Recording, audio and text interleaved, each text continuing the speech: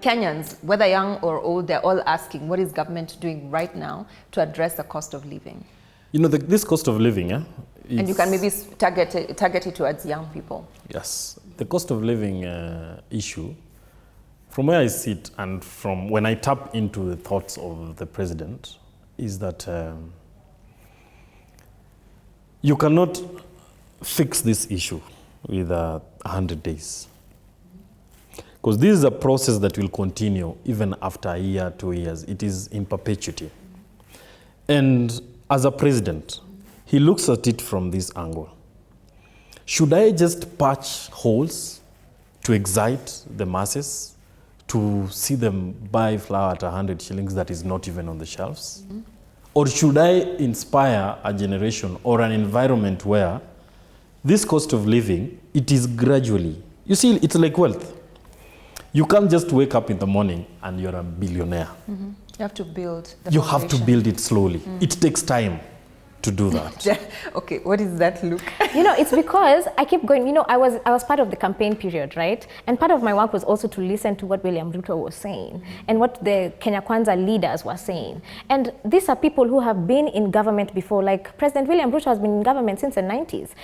Mudavadi has been in government before, between all of us, I don't think, like in the 80s, right? These people understand how governments work. It's not like a magic trick that immediately I enter government that all these things will change. So I understand when we all agree that maybe we need to give them some breathing room space and we can come back and reflect in a year or so. However, I'm holding them to account to the things they said in the campaign because they were competent enough to know how government works. So when you're telling me in July that wacha niingie hiyo ofisi hivi, unga will drop. You know, fuel prices. Actually, they were blaming the rising cost of living to Raila and the Azimio and former regime. The former regime, which he was part of. It was the craziest thing. But I'm just saying, like, I hear a change of tune here, and this is a more realistic change of tune. I appreciate that. However, what I'm seeing here with the Kenya Kwanza team is that what I said earlier, sloganism. Let's excite the public that will do all this. Lakini when reality hits, now we'll say, just give us a little bit of time. It's like we didn't know. But this, we have to remember as young people, these people have been in administrative before. They knew. So were they conning us by telling us this? I think maybe it could be the global economic situation as well. Yes, but they have been in a recession. Remember 2008 and 2009, weren't those people, the same people who are in the top level of executive government, were in Kibaki's government as well. So you're saying that they should use their experience and they knew what they were promising when They knew they would not be able to deliver their first 100 days. And that's what I call sloganism. It was to excite the public or the majority of the voter base, which is the youth. And then now we are just left there like, Allah, we are waiting, right? Because us, from the outside looking in, we don't really understand how government, the only promise of governance is to be able to, the only promise of government, how you can tell how a government is through their service. And that's what we understand as So you're saying as young people, not just in Azimio, but as young people, you're feeling? We understand the service. If I'm not able to access basic government services easily, then I feel like this government is not for me. So what government services are you not able to access? Let's talk about health. Let's talk about even education, although there's a help fund, which has been there even before this administration, but there's always been bureaucracies for youth to be able to access its basic needs. There's also education. Let's talk about right now. Earlier in the year, the previous administration saw universities wanting to raise their fees, right? And they were able to come into some negotiated thing and they did not raise their fees. Yeah. And here we are right now in this new administration, 45 odd days, and again, universities are raising their fees. What does that mean to the person who's trying to get higher education? So what you're saying, if I hear you correctly, is that there's what government can do as interventions that can help cushion, even if they don't address some issues directly, they can help intervene to make sure that the impact that's being felt by young people and by Kenyans is not as adverse as it would be, right? Agreed, because I mean, the reason why people, or rather what I would believe in, why you would want to run for elective seat is to be of service for the people. And if I don't feel like I'm getting that service, then I feel disenfranchised, and that's where now the apathy comes. Hannah? You know, I'm agreeing with her and I'm saying, we actually spoke about this outside. It doesn't matter who you voted for. We had to, you know. It doesn't matter who you voted for. We are all buying fuel for the same amount of money, buying unga for the same amount of money. Regardless of who you Regardless, what she's talking about the university fee. All young people in Kenya are being affected the same. It doesn't matter who you voted for. And the only few who are now maybe empowered more are the ones who now will get the jobs because of working. All the other young people in Kenya are going through similar problems. And so, as you asked here, what's the government doing to help with this, deal with that bureaucracy? You know, looking at the future, even in education, is CBC and the education now preparing us for the future? There are issues happening, you spoke about it, climate change, other jobs becoming redundant. People are still doing secretarial courses that were being done in 1980 and 90. You'll come out, there's no job for you.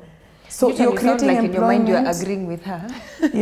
But so what are some of the ways this government, and I'm here asking you while I'm asking myself, because I'm a young person, I have friends, people we mentor, young people. How are we helping young people? And before you answer, Hannah, I like your point that regardless of who you voted for, the leaders that are in place will affect all of us. So right now, we're not even supposed to be pulling in different directions.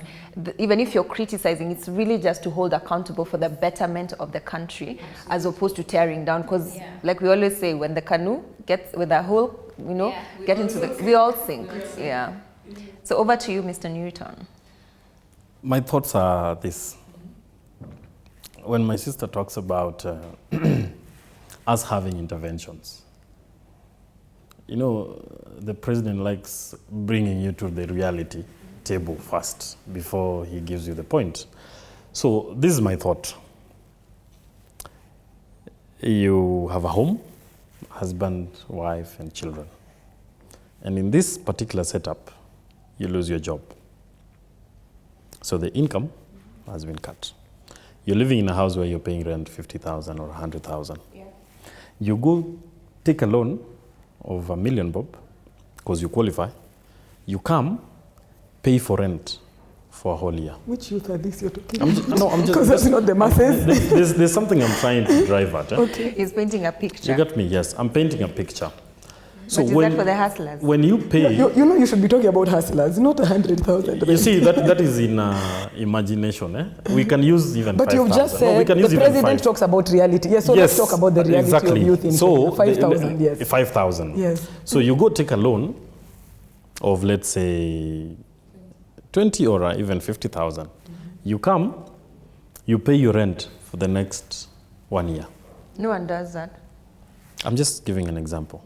Because she talked about interventions.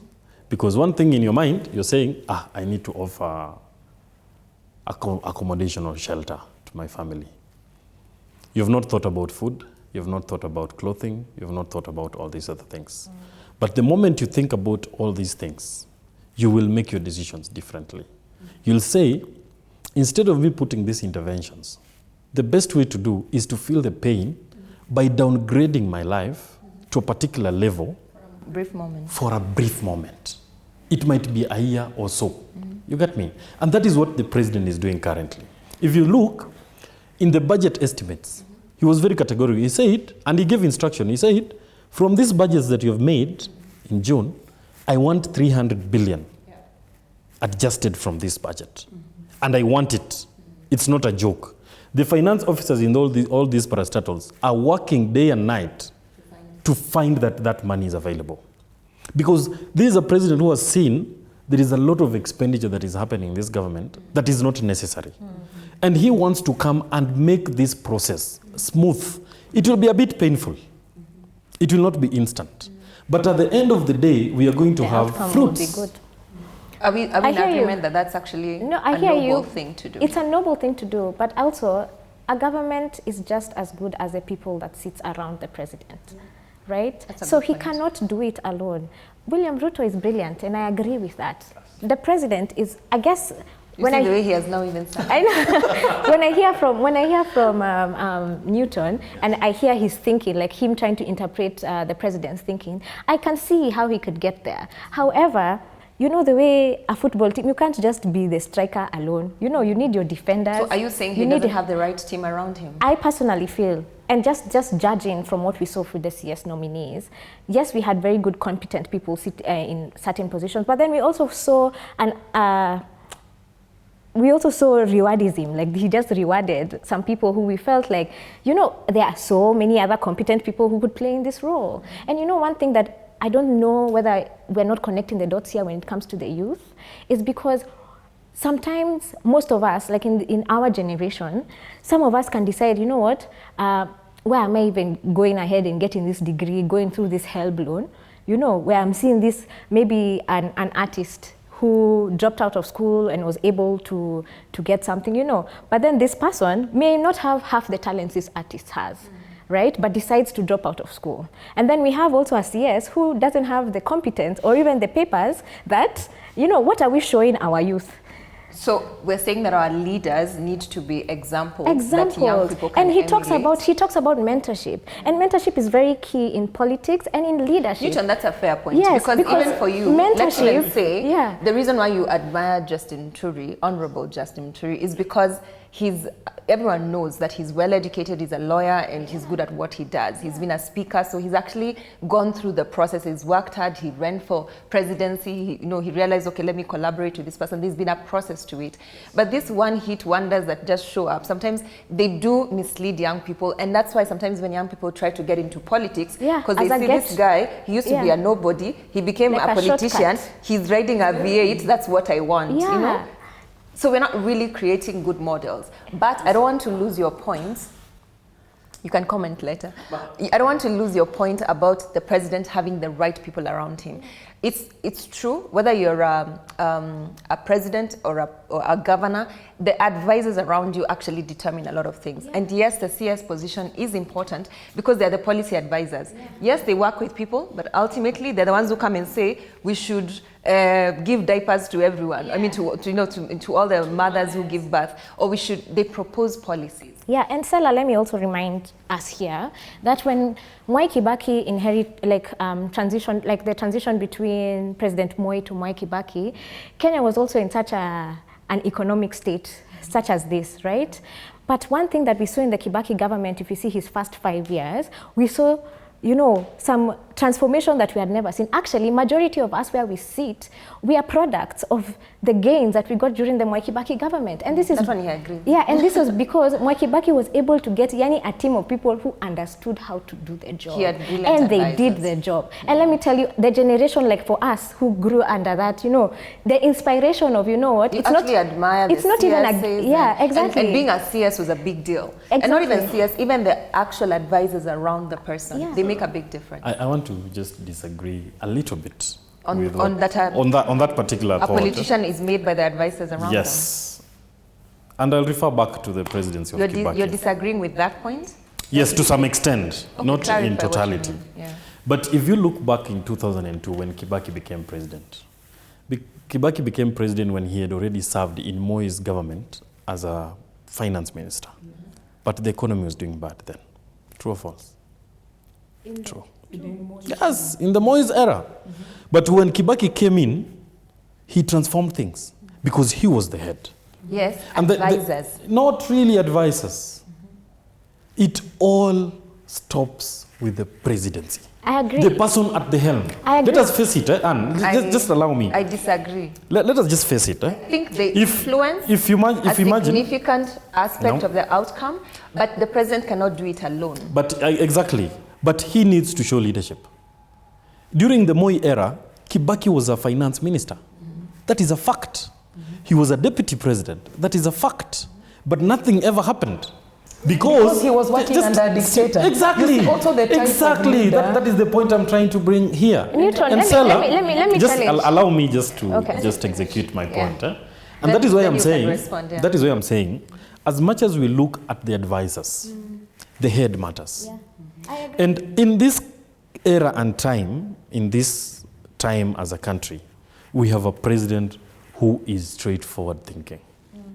is a president That one who I is think we've all visionary. agreed, right? You get me? I mean, he's a brilliant politician, and you he's see, a great leader. And you see, all this team we are talking about, he doesn't have advisors. First of all, let me just correct something. Wait, let me didn't say correct. he doesn't have. I don't think Diana said that he doesn't people. have. Yes. Advisors. There are some who are And competent, she but there's a mentioned majority that, yeah. that have questionable character. Right? That was what I was saying. And also, just to bring it, I want to paint this picture for you, Newton. Just imagine as let's say you're running a business, right? And you're brilliant. You have all these certifications to be able to run this business. Then you realize at some point, okay, the sales have gotten too much. I have too many clients. I need to hire a team.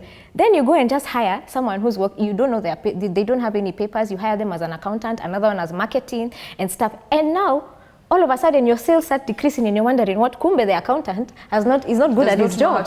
So what happens for you, Newton? You start doing the accountant's job. Your time shrinks. So now there's no thinking time. You're just doing the accountant job. The marketing person as well. So what I was just trying to depict here with that picture is that as much as the buck stops with the leader, yes, but for you to be able to execute smoothly and precision is by having the right people and competent people that inspire confidence in you, that you can say, you know what, you guys, you understand my vision, you can go implement it. I'm going to go and think of different ways to innovate this issue. Let me ask a question before you respond. You say that you are, of course, as a communication person or the spokesperson, you're also an advisor to Honorable Justin Muturi, right? And imagine if you are incompetent. So you go and tell him, Azimio are doing this, let's attack them. So every time he goes out, he says attack mode, but you're not able to think strategically. Would you be adding value to him or taking away from him?